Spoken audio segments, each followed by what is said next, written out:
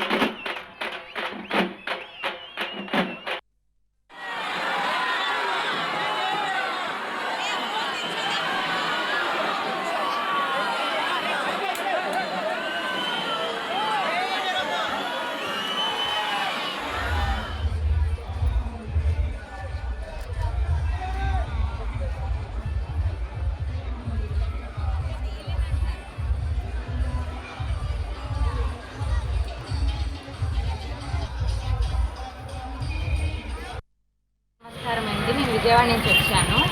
నేను ఎడ్యుకేషన్ పరంగా చేస్తున్నాను. ఏదనుకుంటే అది జరుగుతుంది. సో అమ్మవారిని అదే మొక్కుకుంటున్నాను. అమ్మ ఎప్పుడు మా అండగా మా తోడుగా నీరుగా ఉండమని అమ్మవారు ఎప్పుడు మా తోడుగా ఉంటున్నారు కాబట్టి మేము తిరుపతి తీసుకొస్తున్నామండి. మేము ప్రతిసారి ఇస్తాము. విజయవాడ నుంచి వస్తున్నాం. నేను ఇప్పుడు ఉయ్యూరులోని కనక చింతయ్య ఇంకా వీరమ్మ తల్లి తిరునాళ్ళలో పాల్గొన్నాము. మేము గండదీపాలు ఇస్తాకి గండదీపాలు అంటే అమ్మవారి చుట్టూ తిరుగుతా, అమ్మవారు ఎక్కడికి వెళ్తే అక్కడ అమ్మవారి చుట్టూ తిరుగుతా ఇస్తూ ఉంటామండి. ఇదివరకు ఆల్రెడీ మేము ఇస్తాం జరిగింది. మళ్ళీ అమ్మవారి మీద నమ్మకం ఉంచి మళ్ళీ సెకండ్ టైం ఇది ఇస్తున్నాము.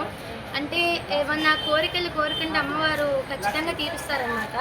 ఫస్ట్ మనం నమ్మకం ఉంచాలి. నమ్మకం ఉంచితే ఏదైనా జరుగుతుంది.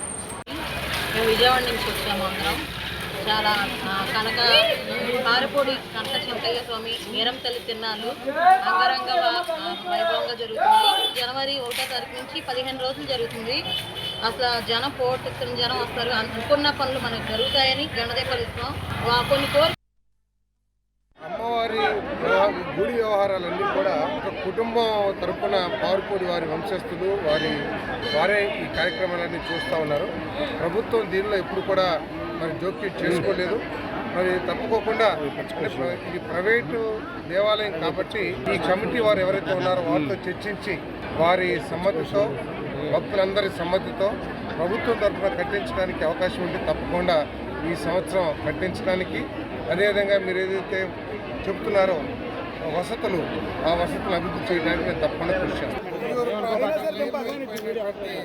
తల్లి సంబరాలు ఈరోజు ప్రారంభమైనాయి. మరి కొన్ని దశాబ్దాల నుంచి ఈ చుట్టుపక్కల ప్రజలే కాకుండా రాష్ట్ర నలుమూల నుంచి కూడా అమ్మవారిని దర్శించుకొని వారి కష్టాలు తీర్చమని, వారికి శుభం కలగజేయాలని వేడుకోవటం అనువాయితీగా వస్తున్న విషయం.